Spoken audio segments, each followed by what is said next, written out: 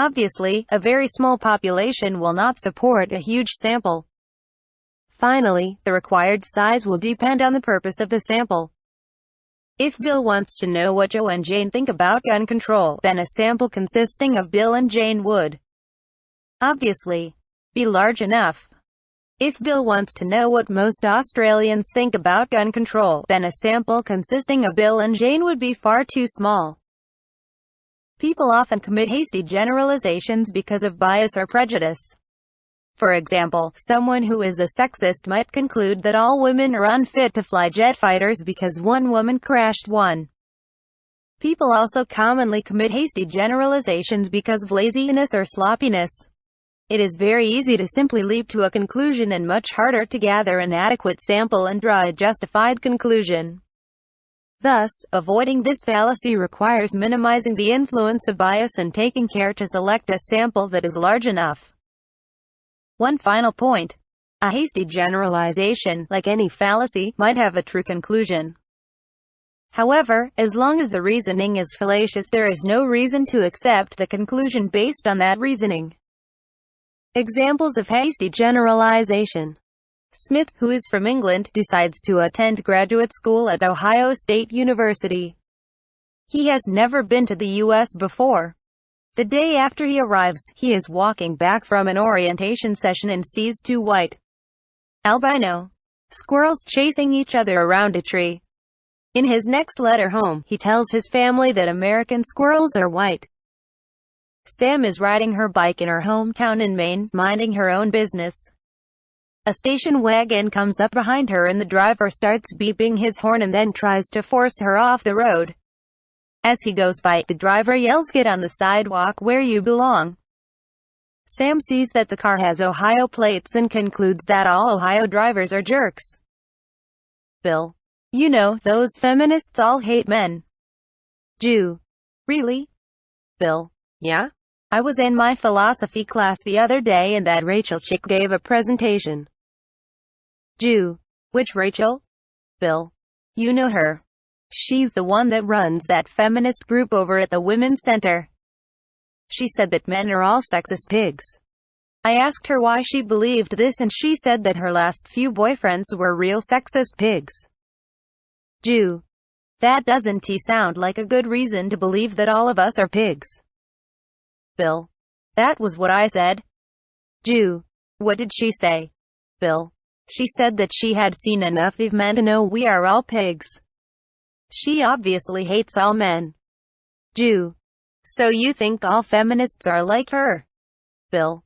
Sure. They all hate men. Fallacy. Ignoring a common cause. Also known as questionable cause. Description of ignoring a common cause. This fallacy has the following general structure. A and B are regularly connected, but no third common cause is looked for. Therefore A is the cause of B. This fallacy is committed when it is concluded that one thing causes another simply because they are regularly associated. More formally, this fallacy is committed when it is concluded that A is the cause of B simply because A and B are regularly connected. Further, the causal conclusion is drawn without considering the possibility that a third factor might be the cause of both A and B. In many cases, the fallacy is quite evident. For example, if a person claimed that a person sneezing was caused by her watery eyes and he simply ignored the fact that the woman was standing in a hayfield, he would have fallen prey to the fallacy of ignoring a common cause. In this case, it would be reasonable to conclude that the woman sneezing and watering eyes was caused by an allergic reaction of some kind. In other cases, it is not as evident that the fallacy is being committed. For example, a doctor might find a large amount of bacteria in one of her patients and conclude that the bacteria are the cause of the patient's illness. However, it might turn out that the bacteria are actually harmless and that a virus is weakening the person, thus, the viruses would be the actual cause of the illness and growth of the bacteria. The viruses would weaken the ability of the person's body to resist the growth of the bacteria. As noted in the discussion of other causal fallacies, causality is a rather difficult matter. However, it is possible to avoid this fallacy by taking due care. In the case of ignoring a common cause, the key to avoiding this fallacy is to be careful to check for other factors that might be the actual cause of both the suspected cause and the suspected effect. If a person fails to check for the possibility of a common cause, then they will commit this fallacy. Thus, it is always a good idea to always ask, could there be a third factor that is actually causing both A and B? Examples of ignoring a common cause. One day Bill wakes up with a fever. A few hours later he finds red spots on his skin. He concludes that the fever must have caused the red spots. His friend insists that the spots and the fever are caused by some microbe. Bill laughs at this and insists that if he spends the day in a tub of cold water, his spots will go away. Over the course of several weeks, the needles from the pine trees along the Wombat River fell into the water. Shortly thereafter, many dead fish washed up on the riverbanks. When the EPA investigated, the owners of the Wombat River Chemical Company claimed that it was obvious that the pine needles had killed the fish.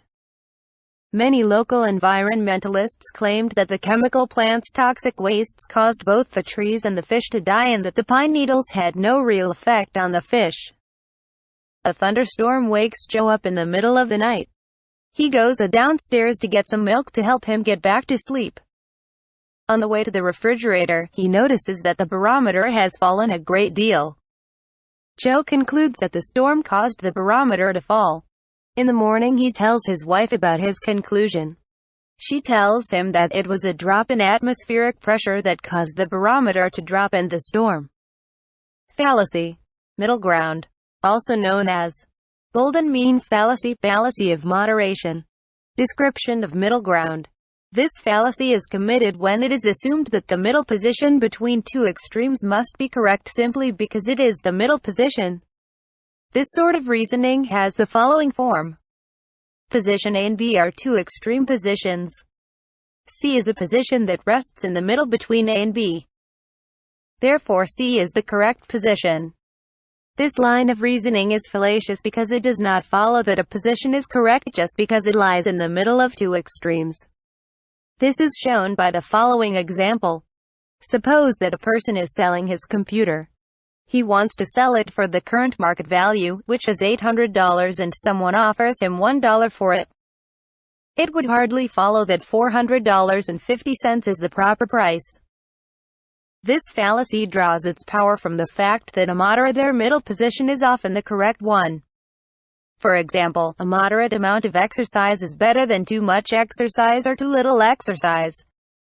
However, this is not simply because it lies in the middle ground between two extremes. It is because too much exercise is harmful and too little exercise is all but useless.